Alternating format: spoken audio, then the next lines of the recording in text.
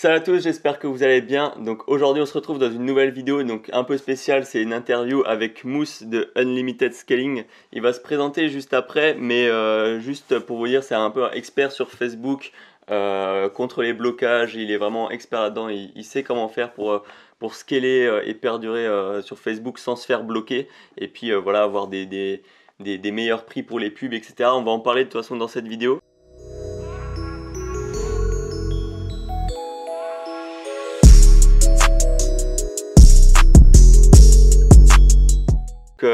Bienvenue à toi Mousse et Merci à vous, les je gars. pense qu'on peut commencer. Bah Si- déjà, si tu peux te présenter, nous parler de ton parcours et des choses qui t'ont amené à faire ce que Yes. tu fais maintenant. Yes, avec grand plaisir. Du coup, moi, je m'appelle Mousse Guéras, j'ai 23 ans là. J'ai commencé l'e-commerce exactement, c'était en octobre 2017, donc ça remonte. J'ai eu mes premiers résultats en décembre. J'avais fait beaucoup de formations, j'avais pris un coaching et ça a décollé à partir de ce moment-là. Et à la base, moi, je suis un informaticien, je suis un ingénieur iOS, donc je faisais des applis mobiles. Je faisais de la tech en fait. Je faisais vraiment de la tech. Et d'ailleurs, c'est comme ça que je suis ensuite tombé au scoring. Bon, il y a eu plein de choses qui se sont passées depuis ces dernières années. En gros, on a l'opportunité de gérer un client par rapport à ses blocages, etc. Et il nous a demandé est-ce que c'est possible de faire des choses par rapport à son score de page, par rapport à ses blocages. Et en fait, j'ai mélangé la compétence ingénieur et la compétence entre guillemets entrepreneuriale pour réussir à pondre le produit qu'on a aujourd'hui et qui fonctionne. Mais à la base, c'était que du testing par hasard sur un besoin client. Donc voilà un peu pour le parcours et comment j'en suis arrivé à là. Mais ensuite, il y a eu plein de choses. Il y a eu plein de choses et je pense que dans l'entrepreneuriat, faut être un grand ouvert d'esprit, un grand curieux et dire oui à la vie, dire oui à tous les différents challenges, les C'est différentes ça. choses qui peuvent se passer. On ne sait pas vers quoi ça va nous amener, mais ce qui est sûr, c'est qu'on va apprécier le parcours au quotidien. Tu avais dit, il y a un truc qui m'a interpellé, c'est que tout de suite, dès le début, tu avais pris plein de formations, tu as même pris un coaching, des trucs comme ça. Ouais. Est-ce que tu aurais une fourchette à donner pour les débutants qui veulent se lancer en termes de budget? Ouais, carrément. C'est une bonne question. Moi, il faut savoir que j'étais ingénieur iOS.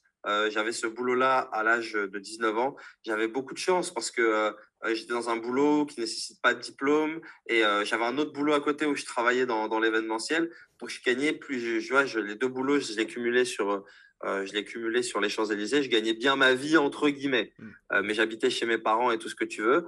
Mais voilà, je me suis dit, bon, j'ai un peu d'argent. J'ai rien à faire de cet argent-là et très vite je m'ennuie. Est-ce que je vais finir ma vie? Moi, j'ai envie de grandir, j'ai envie d'être indépendant, j'ai envie d'être mon propre patron.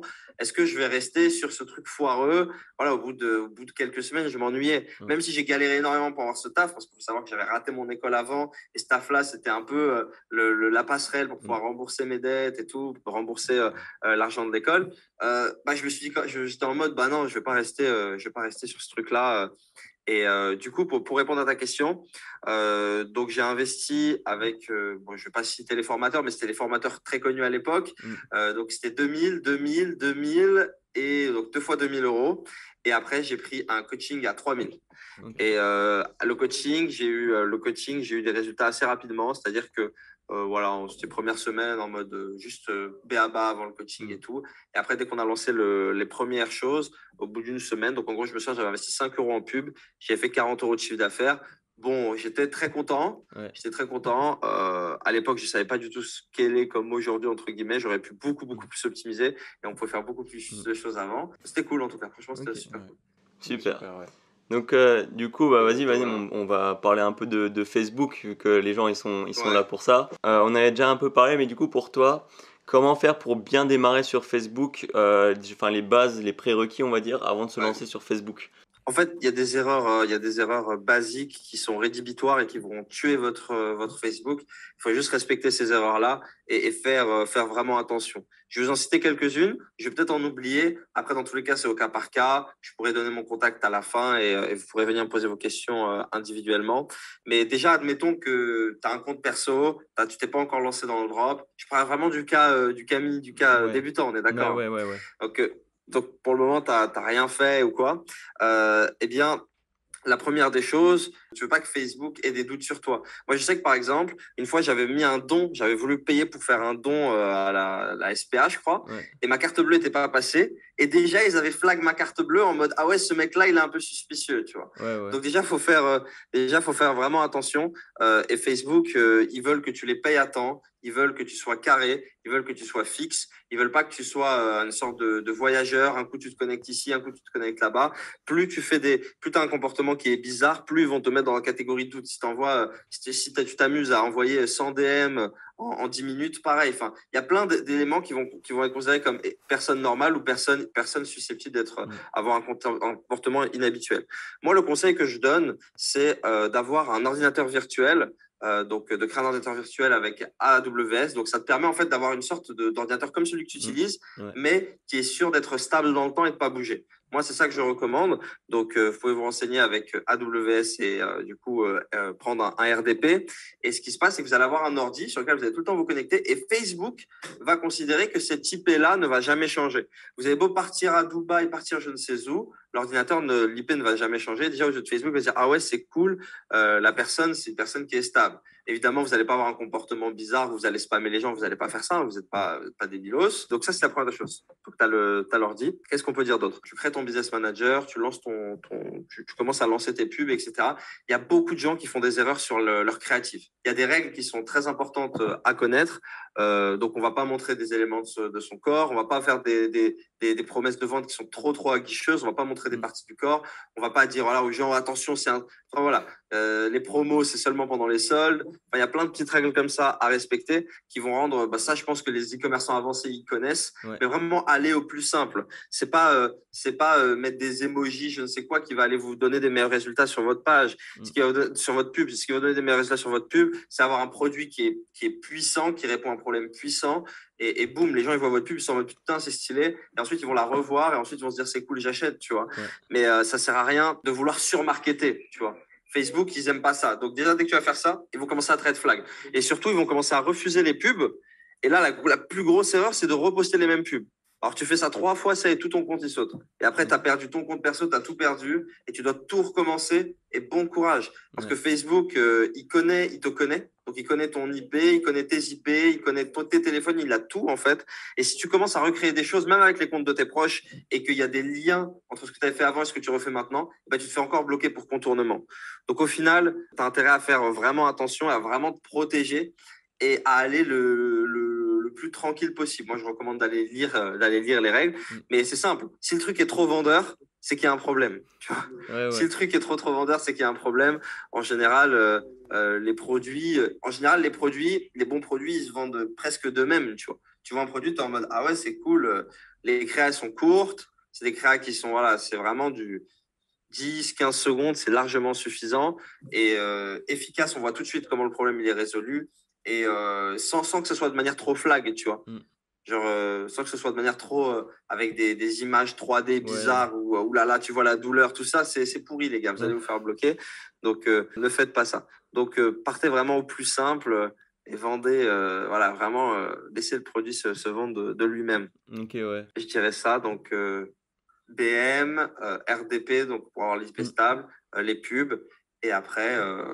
On avait parlé un truc qui vous viennent, les gars? Ouais, parce qu'on avait parlé un petit peu en appel de ça. Tu sais, les campagnes de trafic, ce genre de choses pour. Ah oui. Très, très, très bon rappel. Enfin, quand vos comptes vont sauter, ils sont prêts à vous redonner une autre chance s'ils considèrent que vous êtes légitime. S'ils considèrent que vous êtes quelqu'un qui a respecté un peu les fonctionnalités Facebook. Donc, par exemple, lorsque vous allez créer une page, je vous recommande fortement de mettre un community manager qui va poster des trucs. Je vous recommande fortement de remplir tous les champs, votre adresse, pareil pour votre BM, de remplir un maximum dans les paramètres, un maximum d'éléments sur vous, sur votre entreprise. De partager un maximum, de poster et évidemment de faire un peu de campagne de like, campagne de warm-up, que Facebook réussisse à récolter votre argent sans problème. Être prêt à donner 200, 300 euros à Facebook en amont. Nos clients, on leur recommande même de mettre 500 euros juste en espèce d'interaction, en like, en like, carrément en like de page ou en like de post, juste pour que leur page a l'air legit aux yeux de Facebook. Comme ça, même si elle saute, ils peuvent faire attention, tu vois. Aussi, quand ta page, c'est important tu vois, tu peux prendre ton compte, le compte admin, tu prends un compte admin qui crée la page et le compte perso admin, tu touches plus et tu laisses que des comptes employés gérer les pages, tu vois. Ok, ouais. Ça aussi, c'est un bon petit hack pour pas, dès que ton compte est bloqué, que tu aies tout à recommencer. Tu vois, tu auras plein de comptes employés, chacun peut regérer le compte, la page si il y a le moindre blocage. Pour ça, tu peux te mettre de la sécurité. Pareil avec les ressources. Tu peux partager les ressources à plusieurs comptes perso. Nous, on recommande 3 comptes perso, un admin, deux en employé. Et, avec ça, ça fait largement le boulot, quoi. Pour les campagnes de Dis-moi. warm-up et de trafic, tout ça, généralement c'est du 5 euros par jour qu'on laisse tourner en fond. Et puis même quand on fait des Ouais, campagnes de pub conversion, on peut les laisser un petit 5 euros ouais, par jour, c'est carrément. toujours bien, je pense. Exactement, exactement. C'est ça qu'on recommande. C'est vraiment de les laisser tourner jusqu'à ce que ta page elle ait l'air correcte. Et c'est OK de prendre un community manager qui va aller poster. Si tu as 4 pages, le community manager qui va poster 2 posts par jour par page, tu vois. Ok, ouais. Deux Et, posts euh, par jour. et qui peut être là aussi pour gérer ensuite s'assurer que ça soit fluide. Aussi, les commentaires, mettez un fichier TXT avec tous les mots que vous voulez bannir.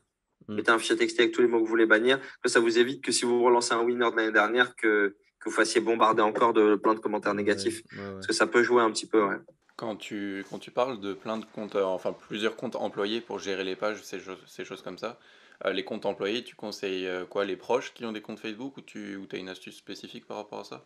Ouais, carrément, carrément. Moi, je recommande de prendre des comptes de proches et je recommande de les mettre sur des RDP différents, en fait. Ok. C'est-à-dire que quand vous prenez un RDP, quand vous prenez cet ordinateur virtuel, l'ordinateur virtuel, je recommande aussi de le warm-up. Donc, warm-up le compte. C'est-à-dire que si vous connectez sur cet ordinateur-là qui a l'air neuf et que vous connectez directement sur le compte Facebook, Facebook va se dire, mais c'est bizarre. Ce compte-là est neuf. La personne, je suis habitué à ce qu'elle se connecte là. D'habitude, elle regarde le magazine Cosmopolitain, elle regarde Télé Loisirs et là, il n'y a plus rien direct, fraîche. C'est bizarre. Ouais. Et direct, il va mettre un red flag sur vous. Donc non, d'abord, on recrée le comportement de sa maman, sa sœur, sa cousine, sa tante, enfin, j'en sais rien. On recrée le comportement. Et ensuite, une fois qu'on a ça, bah là, on se reconnecte. Tu vois. Ça peut prendre une demi-heure, le temps de naviguer un peu sur des sites. Et là, on se reconnecte. Et là, on laisse sur le RDP. On prend un RDP qui est proche de là où la personne elle habite. Si la personne, bah, elle est, je sais pas moi, en région parisienne, on va prendre Paris, c'est simple. Si la personne est à Strasbourg, on va prendre Strasbourg. Bref, il n'y a pas toutes les localisations qui sont disponibles. Mais overall, tant que c'est le même pays, Facebook, ça va, tu vois. Tant que c'est le même pays et que l'ordinateur sur lequel tu te connectes, il a l'air legit, c'est que ça va glisser sans problème, Ok, tu ouais. vois. Ouais, donc voilà, donc après, t'as ton AWS avec tes 3 machines virtuelles et t'as un ordinateur employé qui est lié à la page et après tu manages toutes tes pubs dessus, quoi. Ok, Tu vois. ouais. Tu fais tout ce que tu as à faire dessus. Admettons, tu te fais bloquer et tout. Toi, comment tu fais pour réagir au blocage? Et enfin, du coup, les différents blocages, ça, on peut en parler, les différents types de blocages qui existent. Et puis après, ouais, du coup, comment faire pour réagir ou comment l'éviter? Parce que c'est pas pareil, c'est un blocage de page qu'un blocage de compte publicitaire ou comme une créative, comme tu as dit. Exactement. En fait, comment tu fais pour gérer les blocages? Déjà, la grosse erreur, c'est d'arriver plonger dans le account quality et dire, allez, je fais la request, tu vois. Mm. Ça, c'est vraiment une erreur. Faut vraiment prendre le temps. Faut vraiment prendre le temps de se dire, OK, qu'est-ce que j'ai fait d'inhabituel? Quelle est la chose différente que j'ai fait?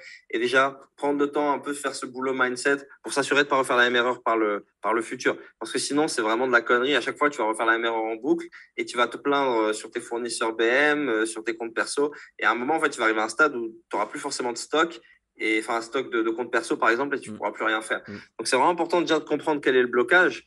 Et une fois que tu as le blocage, te dire, OK, de consulter, voir un peu dans tes masterminds, dans les programmes que tu as pris, dans les coachings que tu as pris, voir s'il n'y a pas d'autres personnes qui ont vécu les mêmes choses, dont tu peux te nourrir de leur expérience, tu vois, dont tu peux te nourrir de leur expérience. En général, les blocages, ils remontent en fait dans l'échelle de blocage. Je sais pas comment vous expliquer. En gros, si vous avez un blocage de page, ça va infecter le compte pub. Ensuite, si vous avez un blocage compte pub, ça va infecter le BM. Ensuite, si vous avez un blocage BM, bah, ça va infecter le compte perso et ensuite, c'est capoute, tu vois.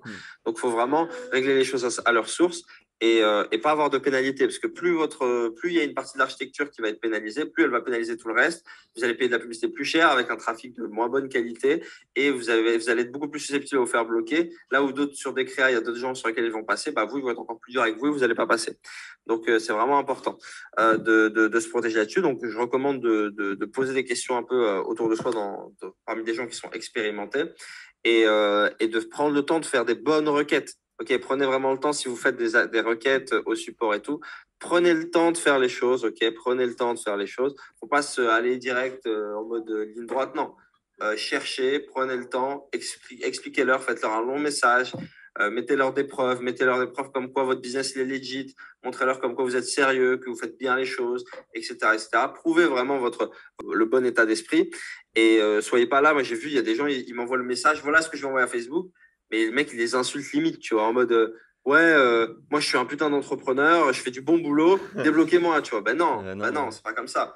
Je suis désolé, il y a eu un malentendu. Voilà ce qu'on fait. Nos clients sont très satisfaits. Quelle est la procédure sur laquelle on peut suivre? On est ouvert au dialogue. Est-ce qu'on peut s'appeler? Est-ce qu'on peut en discuter? Est-ce que voilà, vraiment ouvrir les choses et voir comment est-ce qu'il peut solutionner. Bon, arriver à un stade qu'on se le dise, même après avoir fait tout ça, bah, Facebook des fois, bah, ils font les sourds et ils vous disent voilà, de bien aller vous faire foutre, hein, clairement.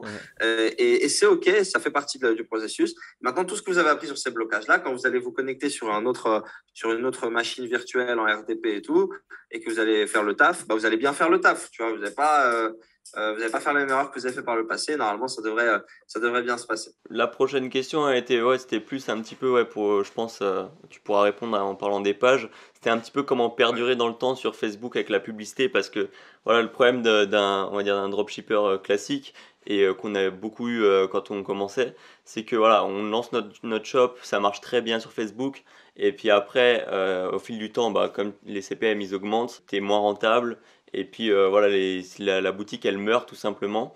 Et puis tu vois que tu te fais aussi bloquer, bah, comme dit, les pages. Et puis juste derrière, ça vient avec les créatives, ça vient avec le compte publicitaire comme tu as dit, et ainsi de suite. Donc toi, est-ce que du coup, Tout à fait. comment perdurer quoi sur Facebook? C'est ça. Alors, perdurer, pour moi, il y a plusieurs combos magiques, mais je dirais que le meilleur combo, la meilleure formule, pour moi, c'est d'avoir un business manager qui soit vraiment puissant, un business manager d'agence, idéalement. Mm. Aujourd'hui, on peut s'en procurer en acceptant de donner un pourcentage de son budget d'ad spend, etc. L'avantage de ces comptes-là, c'est que ça va vous donner beaucoup de robustesse sur les blocages de pub, en fait. Quand la pub se fait bloquer, ça va pas tout faire bloquer, etc. Vous avez plus de limites, vous pouvez tester plus de créa Un peu un peu touchy. entre guillemets border, et même si Ouais. vous faites bloquer, c'est pas grave, ça ne met pas en cause tout le compte. Donc ça, c'est pas mal. Prendre des CP, bon, des PM d'agence, c'est très très dur, mais au moins des comptes publicitaires d'agence, ça c'est vraiment cool. Surtout qu'il n'y a pas de limite de budget dessus, donc il faut vraiment dépenser à fond. Et coupler ça à du page scoring. Coupler ça à du page scoring. Donc le page scoring, ça va vous permettre en fait le page scoring, c'est la métrique qu'utilise Facebook pour mesurer votre qualité d'annonceur. C'est un score entre 0 et 5. Plus votre score il est proche de 5, plus vous êtes considéré comme un excellent annonceur. Plus votre score il est proche de 2, plus vous êtes un mauvais annonceur. Tu vois. Donc le tout, c'est de garder. Nous, on a vu une différence flagrante sur les CPM en fonction du score que vous avez. Le plus haut le score est, le moins cher seront vos CPM et les meilleurs seront vos résultats. Surtout, vous ne ferez pas bloquer. Donc, on sait qu'il y a des gens qui essaient de contourner ça en créant à chaque fois plein de pages, mais suffit qu'il y ait une page qui saute et que t'aies pas créé le truc suffisamment à temps ou quoi, et ben ça va infecter ton CP, ça va infecter ton business manager, ça va remonter au compte perso et tu risques de faire sauter toute ta structure. Et ensuite, tu peux rester pendant des mois à pas faire de pub et à plus faire de bénéfices. Tu vois. Donc, c'est vraiment, vraiment dangereux de faire ça. Nous, on recommande d'avoir des pages Facebook qui soient fortes, qui soient solides et d'avoir le meilleur score possible avec ces pages-là. Okay. J'avais juste une question. Admettons quelqu'un Ouais, vas-y. qui connaissait pas tous les conseils que tu procures dans cette vidéo, par exemple, maintenant, et qui a fait des erreurs par le passé, Ouais. par exemple, qui a fait sauter son compte perso. Tu conseillerais quoi Clairement, la solution la plus simple, c'est d'ouvrir son répertoire, les gars. Ouvrez votre répertoire, cherchez des amis d'il y a longtemps, cherchez vos proches, cherchez de la famille. Il n'y a pas 50 000 solutions. Parce que acheter un compte perso, c'est très dangereux dans le sens où souvent les mecs, ils farment up des comptes un peu random, c'est pas assez solide. Ouais. Vous allez fermer le compte, vous allez créer des choses sur des comptes qui sont pas solides et ça va sauter. Mais vaut prendre des gens qui ont un compte. Moi, je sais qu'on a utilisé plein de stratégies. Par exemple, j'ai des amis que je connais depuis le lycée et des copines principalement. Elles sont toutes passées sur Instagram, elles ont délaissé leur Facebook et nous, du coup, on achète leur compte. Okay. On achète leur compte, on leur dit exactement ce qu'on va faire, ce qu'on va pas faire, on leur demande vraiment leur confiance et on leur montre un peu comment on utilise le truc, elles ont confiance en nous et boum, tu vois. Il y a plein d'étudiants qui ont besoin de cet argent, entre guillemets, des comptes perso et qui seront prêts et qui seront prêts à vendre des comptes pour pas grand-chose, hein, pour plusieurs centaines d'euros pour certains et des fois même un peu moins cher si vous connaissez bien la personne, tu vois. Donc, je recommande vraiment de s'en reprocurer un, de plugger ça sur une machine virtuelle. Donc, on va sur AWS. Voilà, il y a plein de vidéos sur YouTube qui vous montrent comment faire. Et on se procure une machine virtuelle qu'on ouvre après avec une application qui s'appelle Remote Desktop. Donc, en gros, c'est pour vous connecter à un ordinateur virtuel. Et ensuite, bah, c'est comme s'il y a un autre ordi qui s'ouvre dans votre ordi, en fait, hein, tout simplement. Ouais, Et vous le réutilisez. Et aux yeux de Facebook, cet ordi-là, l'IP sera constante. Et du coup, il va considérer ça comme quelqu'un de stable et de fiable et de tout ce que vous voulez. Et ensuite, quand vous avez ça, bah, vous prenez le temps de mettre à jour l'ordi, d'aller sur Cosmopolitan, Télé Loisirs, évidemment, ou sur les Anges de la télé-réalité si vous prenez ça à une de vos copines. Et ensuite, ça sera tout bon, quoi. Donc ensuite, vous relancez, vous attendez un petit peu, donc vous baladez aussi un peu sur de toute façon, le compte perso, normalement, si c'est le compte de quelqu'un qui a 4-5 ans, vous pouvez arriver et au bout de, voilà, vous le faites, vous baladez aujourd'hui, vous baladez demain et à jour plus 3, là, vous créez le compte Business Manager. Ok. Là, vous créez le compte Business Manager et après, bah, normalement, il n'y aura pas de souci, quoi. Et vous êtes prêt à faire des ads. Ouais. Et faites pas l'erreur. Ah oui, ça, c'est un truc que je vois souvent. Il y a beaucoup de gens qui sont greedy, qui veulent reconnecter leur ancien pixel ou je ne sais quoi. Ça, je déconseille souvent. Parce que si vous reconnectez un ancien pixel qui a été banni avant ou quoi, eh ben, vous allez vous prendre contre contournement. Pareil, si vous connectez un ancien nom de domaine qui a été banni, vous allez vous prendre contournement. Donc, attention à ça. Ouais. Prochaine question. On n'avait pas trop parlé de ce que c'est vraiment le score de page. Qu'est-ce qui fait qu'il a une bonne note ou une moins bonne note? Un petit peu tout ça, tu vois.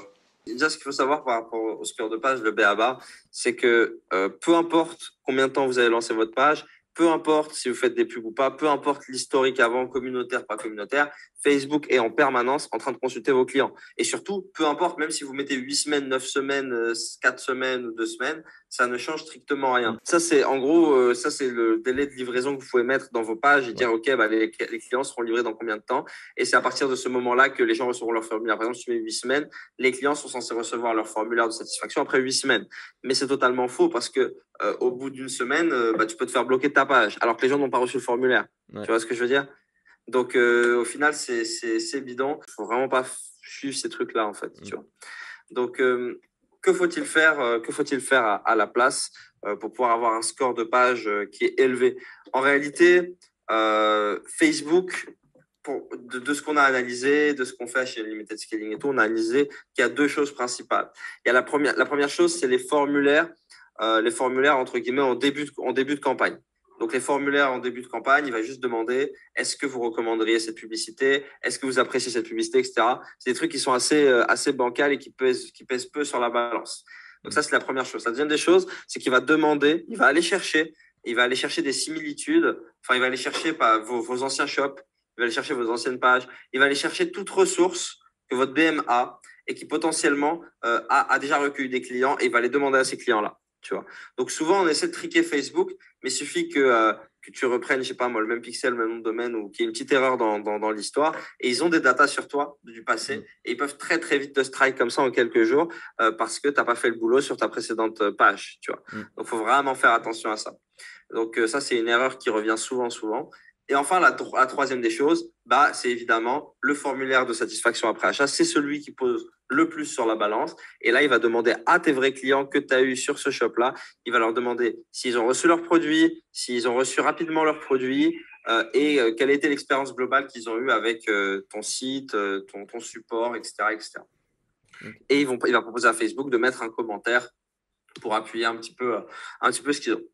Et de toute façon, c'est pas compliqué. Soit c'est positif, soit c'est négatif, tu vois. Ouais. Donc, à partir du moment que c'est positif et qu'il y a un petit truc sympa et tout, bah, c'est cool. Ça monte la note. Si c'est négatif, et bah, ça descend. Donc, faut vraiment faire attention. Faut faire vraiment attention à cela. Par expérience, ce qui arrive le plus souvent, c'est que le score il baisse à cause de la livraison. Parce que les gens, dès qu'ils sont pas livrés assez rapidement, même avec un service client qui répond rapidement et qui est propre, les gens ils mettent quand même que voilà, ils ont été livrés ils sont pas satisfaits de la livraison et que du coup ça fait baisser le score et puis à la fin ça fait bloquer.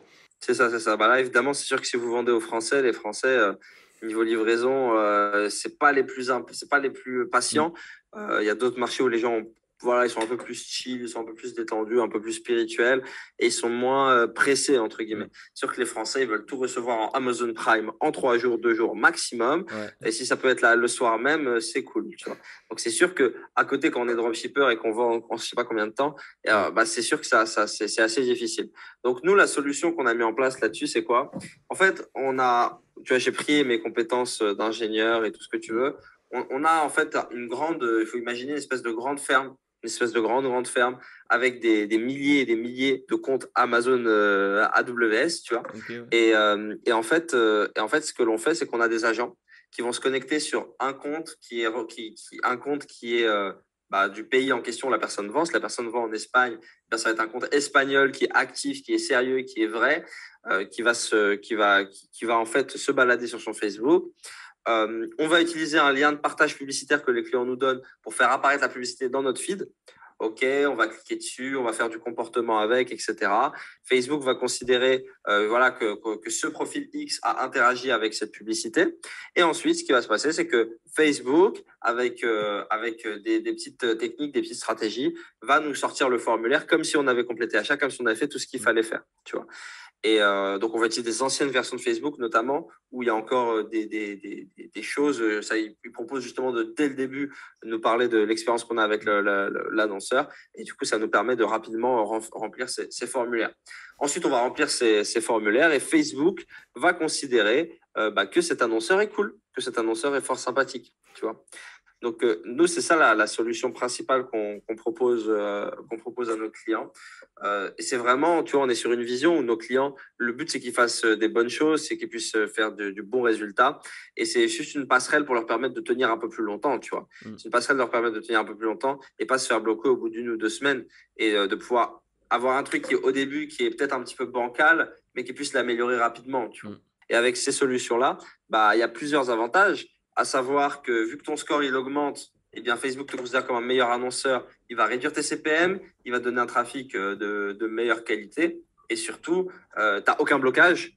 T'as aucun blocage, tu peux advertise bien comme il faut. Ça ne va pas infecter sur ton BM, sur tes CP, Mm. sur ton compte perso. Et qu'ensuite, tu dois en permanence tout recréer et en permanence être là à te battre, entre guillemets, à jouer au jeu chat de la souris avec Facebook. Tu as enfin un truc qui est stable, qui est long terme, qui tient, tu vois. Ouais.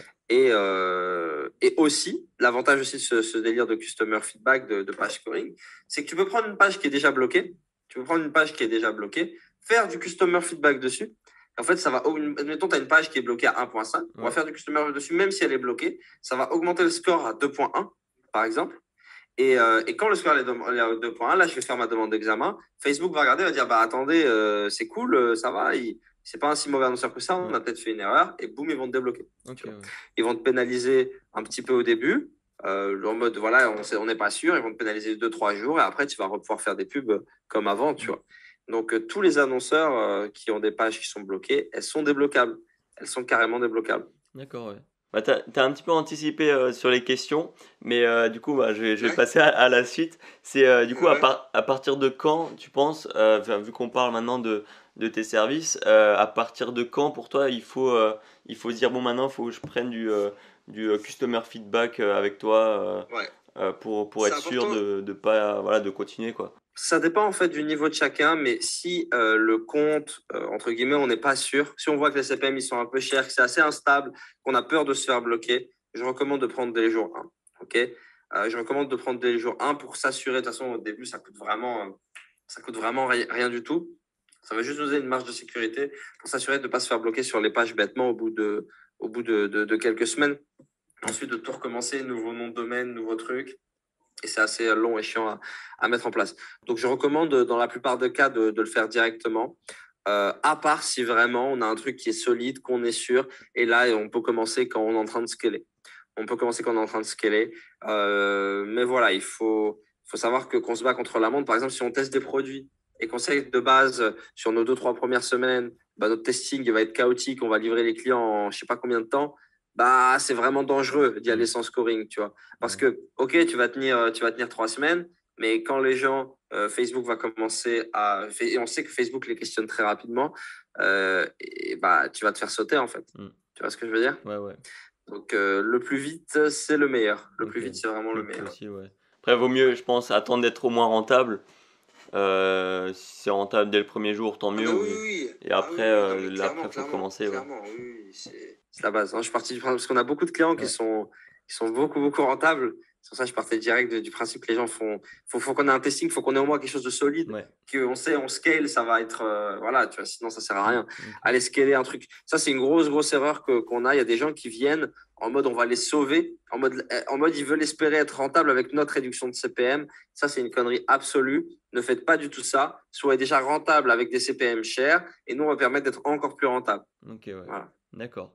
Et bah, du coup, encore une fois, on a un peu débordé sur les questions, mais c'est quoi les résultats qu'on peut attendre de tout ça? Quels sont les bénéfices sur le business une fois qu'on fait ça? Ouais. Enfin, reparler de ça un peu en détail. Bah, en gros, les bénéfices principaux, c'est quoi? Bah, évidemment, aucun blocage. Aucun blocage garantit que même si tu te fais bloquer, tu te fais débloquer en 48 heures. Donc là-dessus, tu peux y aller. Tu es safe niveau customer feedback. Il n'y a pas de blocage là-dessus à avoir. Tu peux aller chercher, si tu as des CPM qui sont plus chers que la normale, tu peux aller chercher du moins 30%, moins 30, moins 40% la première semaine sur les CPM.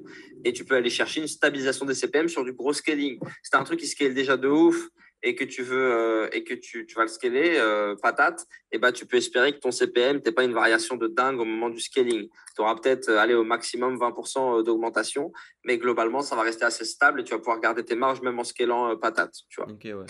Donc voilà, donc pas de blocage, les CPM et avoir du trafic de meilleure qualité. Et voilà, hein. Je Mm. pense que c'est tout. Hein. Ouais, je pense qu'on a fait bien le tour. Ouais. Si tu as encore des questions pas vraiment spécifiques par rapport à ça. On avait noté aussi niveau budget à peu près. C'est quoi à peu près les tarifs? Alors, niveau budget, du coup, comment ça se passe? Donc, que ce soit pour les déblocages de pages ou que ce soit pour le scoring de pages, c'est la même réponse à chaque fois. La réponse, c'est ça dépend. Ça dépend en réalité de combien de commandes tu as eu sur ta boutique. Parce que plus tu as eu de commandes sur ta boutique, plus va falloir qu'on fasse bosser nos agents pour qu'ils aillent te générer du feedback score. Et à l'inverse, moins tu en as fait, bah, moins il y aura de boulot. Donc, c'est vraiment comme ça qu'il faut calculer.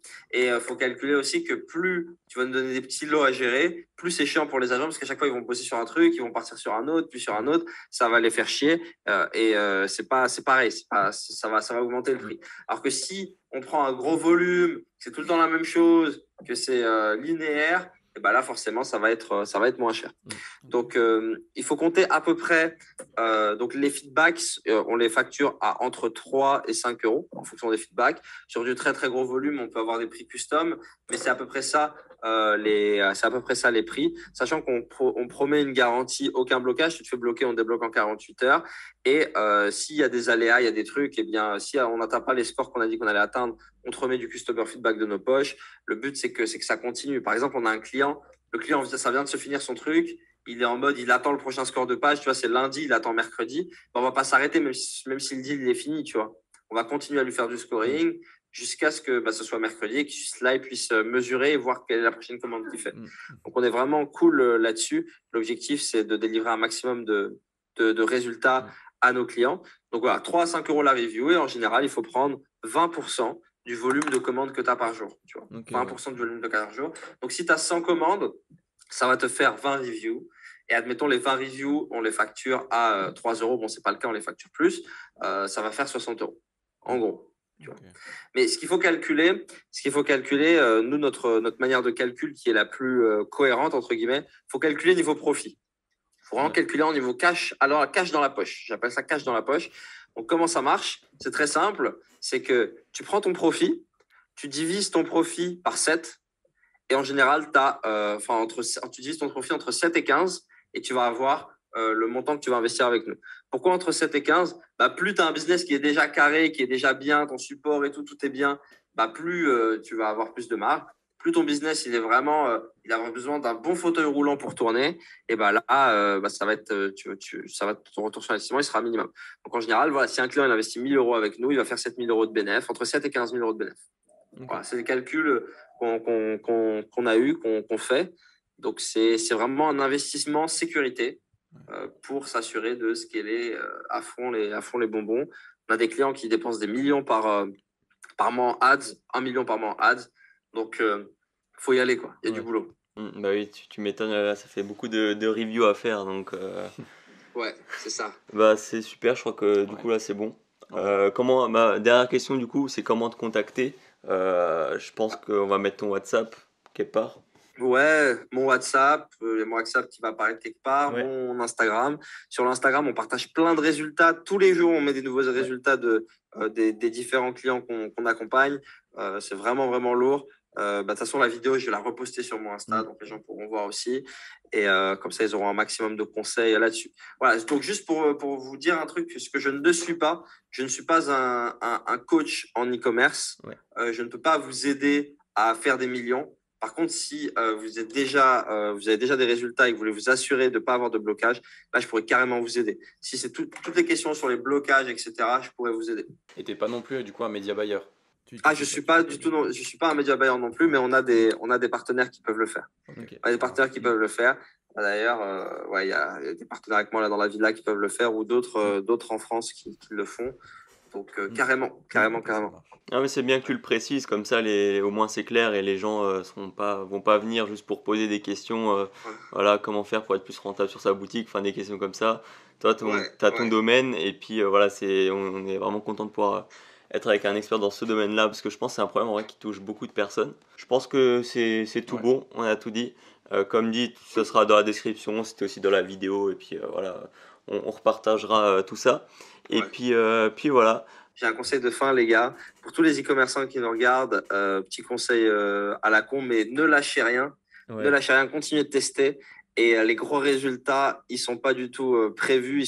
On s'y attend pas du tout d'aller faire du gros résultat sur des marchés totalement random, des pays, je vais vous donner quelques petits noms comme ça à la louche, mais des pays du genre Afrique du Sud, Chili, des trucs comme ça, des marchés totalement what the fuck. Bon, il y a les Suède, Pologne et tout sont déjà connus. Suède, Danemark et tout ça, c'est assez connu. Mais il y a des marchés vraiment full random qui ont beaucoup, beaucoup de potentiel. Et même en Afrique, il y a des choses vraiment sympas. Donc, faites des jolis résultats, scalez fort et tentez des choses toujours plus différentes que les autres. Et j'ai remarqué que vraiment tous nos clients, ont des offres qui sont uniques. Des offres qui sont. Ah, t'es en mode, tu regardes le truc, tu dis, ah ouais, c'est pas mal. Ouais. Vu le problème comme ça, dans le truc comme ça, tu dis, ah ouais, en fait, j'ai bien envie de tester. De toute façon, l'offre, elle est vraiment irrésistible. Et c'est l'art aussi de créer justement cette offre qui est patate et que tu vois l'offre, tu vois le produit, tu dis, putain, c'est cool. J'ai envie d'acheter, quoi. Ok, ouais. Ah ouais, je vais avoir 4 bijoux pour le prix d'un. Ah ouais, il y a plein de trucs comme ça qui peuvent être très, très stylés. Si vous avez un bon branding, un truc qui est solide, ça glisse, quoi. Merci de ce conseil pour la communauté. Je pense que là, niveau valeur, on est bien sur toute la vidéo. Donc je pense que franchement, honnêtement, c'est une bonne vidéo. Dans tous les cas, j'espère que ça vous a plu. Tous les contacts, tous les liens intéressants seront dans la description. On a parlé de plein de logiciels, AWS, tout ce genre de choses. Tout ça, ça sera en description. Et puis n'hésitez pas à aller contacter Mousse. Il pourra vous aider dans les domaines qu'il a dit dans cette vidéo. Et en attendant, on se dit à la prochaine pour une prochaine vidéo. Allez. Yes, les gars, abonnez-vous, les gars. Et abonnez-vous. Yes, les gars. Abonnez-vous, donnez de la force. Et puis le like, et puis tout ça, on connaît. Et puis, voilà. Super, allez, ça marche. Allez, ciao. Salut.